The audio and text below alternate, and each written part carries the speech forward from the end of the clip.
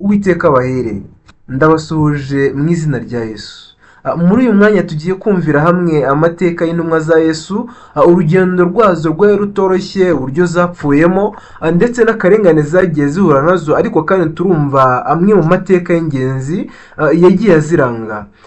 Reka dusenge. Uwiteka amajya neza, umutangabugingo, turakwinginze kugira ngo umunukire kubana natwe. Reka impuhwe n'imbabazi zawe bitwomeho, kandi uhire buri mutima w'umwana wawe wese ugiye kumva icyigisho mu izina rya Yesu. Turahera ku ntumwa ya mbere yitwa Simoni Petero. Simoni Petero rero ubundi yari uw'i Betesida mu ntara ya Galilaya. Ubusobanuro bw'izina Petero bisobanuye ibuye, naho Simoni bigasobanura uwumva. Rero Kristo amuhamagara yamusanganye n'umuvandimwe we Andereya aho barobaga amafi mu nyanja y'i Galilaya. Rero aba bombi bari abarobyi b'amafi, Andereya ndetse na Simoni, kandi igikurikiyeho baravukanaga. Nyuma nyina wa Simoni cyangwa se nyina w'abahungu bombi, nyina umubyara yitwaga Yohana, naho ise umubyara akitwa Yona, ariko utari wa wundi w'umuhanuzi watumwe Niniwe akanga kujyayo, ariko bikarangira agiyeyo. Rero uyu Simoni Petero yari umwe wakundaga kujyana na Yesu, ndetse uyu Simoni Petero niwe wa wundi watekerezaga yuko Yesu naramuka abaye umwami azaba minisitiri w'intebe. Rero uyu Simoni Petero hari urupfu yapfuye, yishwe ku ngoma y'Abaroma, yishwa n'umwami witwaga Nero, aho uyu Simoni Petero yishwe abambwe acuritse, kuko nawe ubwo yari yabyisabiye ati niba mumbambe nk'umwami wanjye, ahubwo mumbambe muncuritse. Nuko rero uyu Simoni Petero bamubambye bamucuritse, ngo ariko igihe Abaroma babonaga uyu Simoni Petero abambwe acuritse, ngo nabo ubwabo byarabariye, ndetse nabo birabatangaza barumirwa. Turakurikiza indi ntumwa yitwa Andereya. Andereya nk'uko tubyumvise yari umuvandimwe wa Petero, ndetse iri zina Andereya risobanura ukuze mu bitekerezo. Uyu Andereya rero nawe hari amaherezo ye. Uyu Andereya yiciwe ahantu bita Patras, ni hagati y'Uburusiya n'Ubugereki, mu mujyi wa Achaya, aho yicishijwe n'umwami waho witwa Agiatis, wabanje kumwingingira kwihakana Kristo, ariko akaza kwanga kumwihakana. Mu gupfa kwe rero bamubambye ku musaraba, aho yamaze iminsi 3. Uyu Andereya bamubambye ku musaraba, ariko bamubamba batamuteye imisumari, kuko iyo umuntu bamubambaga bamuteraga imisumari, nuko bamutera imisumari amaraso akavamo ari menshi, nuko yavamo ari menshi bigatuma apfa vuba, bitewe nuko n'agatuza kabaga kareze. Ariko uyu Andereya we mu kumubamba kwe ngo ntabwo bigeze bamutera imisumari, ahubwo ngo bafashe imigozi bamuzirika ku musaraba, nuko baramuzirika kugira ngo apfa ababaye. Nuko rero uwo musaraba ngo yawumazeho iminsi 3, nuko nyuma y'iminsi 3 aribwo aza gupfa. Yapfuye avuga ati, nyakira Yesu Kristo, uwo niboneye, uwo nkunda kandi nkaba ndi muri we, akira umwuka wanjye kugira ngo nduhukire mu mahoro yawe. Umukristo witwa Maximila niwe wajyanye umurambo we ajya kuwushyingura.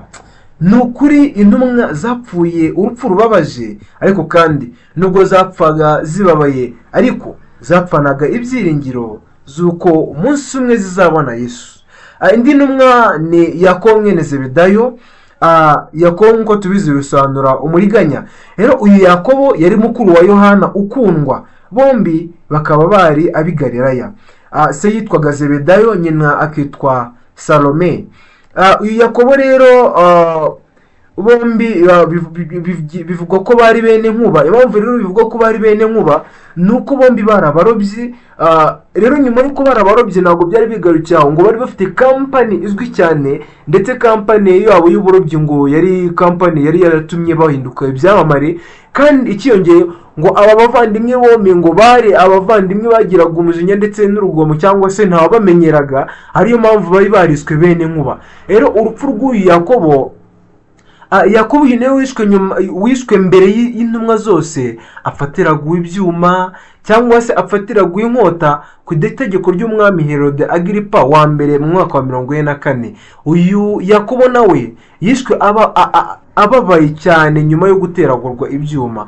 Indi ntumwa ni Yohana, ariwe turangije kuvuga, Yohana wavukanaga n'uyu Yakobo bene Zebedayo, cyangwa se bombi akaba baritwaga bene inkuru bitewe n'uko ntawamenyeraga. Rero Yohana bisobanura Uwiteka agize ubuntu, cyangwa se Uhoraho agira ubuntu. Uyu niwe wigeze gucanirwa mu ngunguru y'amavuta n'umwami Dominiciano kugira ngo ahinduke inyama, ariko ibyo ntibyakunze. Nubwo yacaniye mu ngunguru y'amavuta ngo yavuyemo rwose babona ahubwo ari umusore uri kuyaga kurusha uko yari ameze. Ibi byarabariye bituma bafata umwanzuro wo kuvuga ngo reka bamujyane mu kirwa cy'Ipatimosi azaribwe n'inyamaswa. Ariko nyuma yo kumujyana mu kirwa cy'Ipatimosi ngo azaribwe n'inyamaswa, ibyo ntacyo byigeze bihindura, ahubwo igihe yarageze muri icyo kirwa cy'Ipatimosi, izo nyamaswa batekerezaga kumurya nizo zatangiye kujya zimugemurira, kuko ibisiga nibyo byamujyaniraga ibyo kurya. Nuko rero nyuma yaho yaje kugaruka muri Efeso, yandika inzandiko 3 za Yohana. Uyu rero Yohana urupfu rwe yapfuye urupfu rw'akarago. Urupfu rw'akarago bisobanuye ngo nta muntu wigeze umwica, ahubwo yararwaye arapfa. Ibi ni Imana yashatse gutanga umwitangirizwa, ngo yagaragaje ko nubwo izindi ntumwa bazica, ariko itabishatse nta numwe wazikoraho. Impamvu ngo yemeraga ko intumwa bazica uko impfu zicwaga, ngo nuko iyo intumwa imwe yabaga ipfuye ngo hihanaga abantu ibihumbi. Indi ntumwa rero yitwa Filipo. Filipo bisobanura ugenda ku mafarashi, cyangwa se ukunda amafarashi. Niyo wazanye Natanayeli cyangwa se witwa Barutolomayo amubwiye ngo twabonye Mesiya.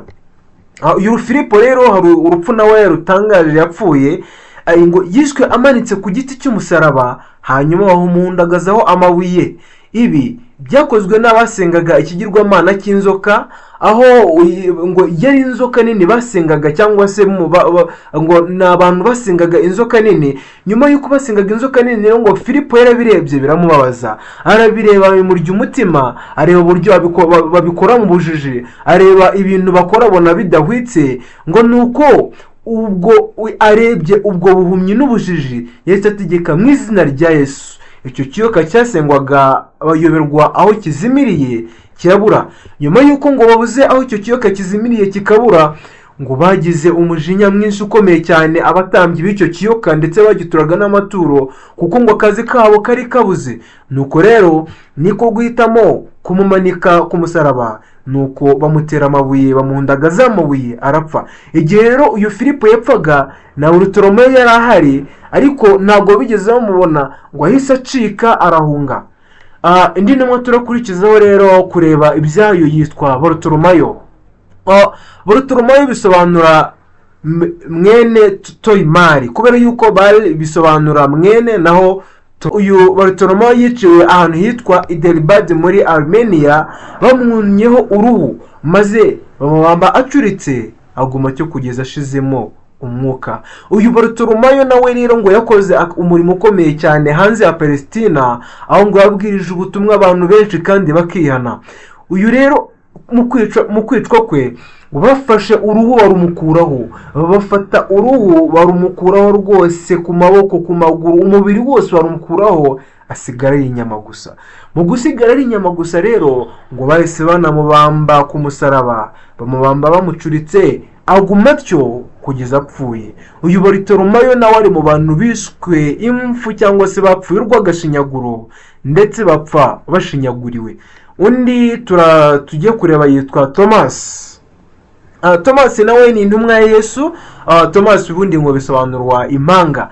Rero aziweho nk'umwemera gato, aho yakundaga kubaza ibibazo byinshi cyane byumvikanisha nyine ko atari kwemera cyangwa atari kumva ibintu bari kuvuga. Ndetse muzi yuko ngo n'igihe Yesu yazukaga atigeze Yesu yeretse intumwa adahari, nuko we aje bamubwira ko babonye Yesu, ngo ariko nigeze abyemera, ngo kereka yaravuze ngo kereka mubonye mwikorera mu biganza no mu nkovu no mu mbavu ze. Kandi kuko niko byagenze, igihe Yesu yagarukaga ngo yarabimusabye kugira ngo yemere ko ari wo. Uyu rero Tomasi yari w'i Galilaya, akaba yari umurobyi w'amafi, ariko nubwo bimeze bityo akaba yari umwemera gato. Yakoze ibimenyetso n'ibitangaza byinshi ku buryo ukuyemo Petero na Yohana na wundi wabaye icyamamare nka we. Rero hari ibidasanzwe kuri uyu Tomasi byabaye. Uyu mugabo rero igihe yari yibereye i Yerusalemu, yumvise intumwa z'abanyasiriya zavugaga ko zishaka umwubatsi kabuhariwe bajyana mu Buhinde bakubakira umwami waho witwaga Gondopharez. Nuko rero Tomasi aravuga ati ni njyewe rwose. Nuko yurira ubwato aragenda. Igihe rero yuriraga ubwato bageze mu gihugu cy'Ubuhinde kubakira uwo mwami witwa Gondopharez. Nuko umwami Gondopharez rwose amuha agatubutse, amuha amafaranga menshi kugira ngo uyu Tomasi cyangwa se iyi ntumwa Yesu yitwaga Tomasi ibashe kumwubakira ingoro ye nziza cyane. Nuko rero ubwo Tomasi yarangizaga guhabwa amafaranga, ngo yaragiye yubakamo insengero zikomeye cyane, yubakamo izi nsengero ahantu hatandukanye, andi mafaranga asigaye ayafashisha abakene. Nuko rero igihe cyarageze, uyu mwami Gondopharez ahamagaza Tomasi kugira ngo Tomasi abashe kumumurikira inyubako ye. Nuko rero igihe Tomasi yamugeraga imbere, yabajijwe aho inyubako yayubatse cyangwa se kugira ngo amurike inyubako y'umwami Gondopharez. Uyu Tomasi yasubije ko ingoro y'umwami yayubatse mu ijuru, igisigaye ahubwo icyo umwami yari gusabwa nuko agomba kwihana ibyaha bye akakira Yesu nk'umukiza we, nuko akazajya kuba mu ngoro ye yubatse mu ijuru. Nuko umwami byaramurakaje cyane, nyuma bibaze kumurakaza ahitamo gufata umwanzuro w'uko agomba gufunga uyu Tomasi cyangwa se tuzi nka Toma. Ubwo rero yafungaga Tomasi, uyu mwami Gondopharez yari afite murumuna witwaga Gadi. Uyu Gadi rero yaje kurwara ajya muri koma, bigaragara ko atari aho hafi. Nuko hashize iminsi aza koroherwa aragaruka arakira. Nuko rero agarutse yabwiye umwami ndetse n'abandi bari aho inzozi yarose. Yabwiye yuko ubwo yarose ngo yabonye mu ijuru hariyo ingoro nziza cyane, kandi ngo iyo ngoro yabwiwe ko ari iyawo n'umwami Gondopharez. Umwami Gondopharez ngo yahise asobanukirwa neza ko kuko ibyo Toma yamubwiye ari iby'ukuri, atari ukubeshya cyangwa se ko Toma atari bihuretsi. Nuko Gondopharez ahitamo kwemera Imana ya Toma ndetse nawe no kwakira Kristo. Nuko rero uyu Toma ngo nyuma yarakomeje arigisha, cyane cyane yakomeza kwigisha abantu bose bari mu myanya ya cyami, maze akomeza kwigisha n'aba Ibrahimini, nabo benshi cyane muri Buhinde barakizwa kandi bemera Yesu. Nuko rero igihe Abrahimini babonaga idini yabo igiye gusenyuka kubera uyu mugabo Tomasi, bagize umujinya cyane ndetse barababaye. Nuko bahitamo kwica Tomasi. Nuko maze uburyo bafashije bwo kwita Tomasi, ngo bagabye igitero kijya kumushakisha, baramutangatanga, bamutera amacumu kugeza apfuye. Aho bari bamusanze ku musozi ariho ari gusenga niho bamwiciye, bahamutereye amacumu kugeza apfuye. Uwo musozi rero yiciyeho bahise bawumwitirira kugeza n'ubu. Uwo musozi yitwa Saint Thomas cyangwa mutagatifu. Indi ntumwa yitwa Lewi Matayo. Lewi ubundi bisobanura komatana cyangwa se attachment, naho Matayo bigasobanurwa impano y'Imana. Matayo rero yavukanaga na Yakobo mutoya, bombi bakaba bari abana ba Alfayo. Yakobo uyu rero Matayo yari umusoresha i Kapernaum mu ntara y'abagerwaga na Herodi Antipas. Uyu rero Lewi Matayo nawe yabaga nkuko yari umusoresha w'ikoro, yangwaga n'abayuda cyane bene wabo, kubera yuko bamuzizaga yuko ngo ari mu bakoroni, yifatanya n'abakoroni bari barabakoranije igihugu. Kuko uyu Lewi Matayo yari mu itsinda ry'Abaroma bashinzwe imisoro.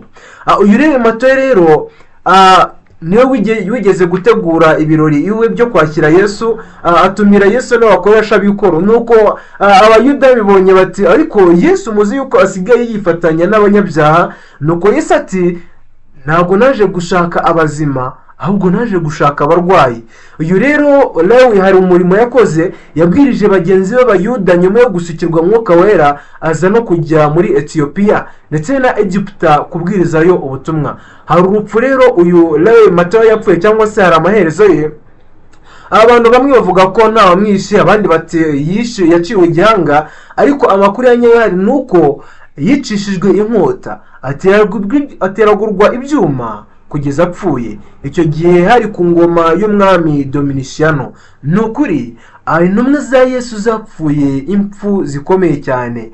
Intumwa za Yesu zakoze umurimo ukomeye cyane kugeza no ku rupfu. Uri kumva aya mateka ukomeze wibaze uti ariko se ari njyewe? Aho ngaho nta kwihangana kugeza bankuraho uruhu, kugeza banteragura icyuma rimwe kabiri gatatu kugeza mpfuye nari nihakana umwami wanjye. Utekereze isano ufitanye na Yesu uko ingana. Undi rero yitwa Yakobo mwene Alufayo, ariwe wavukanaga n'uyu Matayo turangije kureba.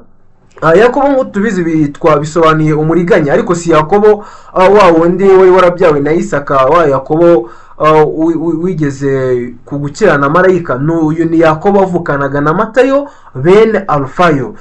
Uyu rero Yakobo we yabaga mu gatsiko k'insoresore z'impirimbanyi z'abayuda baharaniraga kwigobotora ingoma y'Abaroma, cyangwa se baharaniraga kwigobotora ingoma y'Abaroma yari yarabakoroneje bakoresheje urugomo rw'uburyo bwose, imvururu no kumena amaraso. Bivuze ngo rero uyu Yakobo yari atandukanye cyane n'umuvandimwe we Matayo, uko Matayo we yakoraga muri za kampani zabo zishinzwe imisoro, z'ibijyanye imisoro, ariko uyu Yakobo yabaga mu nsoresore zishinzwe kurwanya ingoma ndetse no kwigobotora ingoma y'Abaroma. Uyu rero Yakobo mwene Alufayo mutoya, hari amaherezo ye. Yakobo yapfuye yicishijwe amabuye n'abayuda bene wabo bamuziza guhamya Yesu.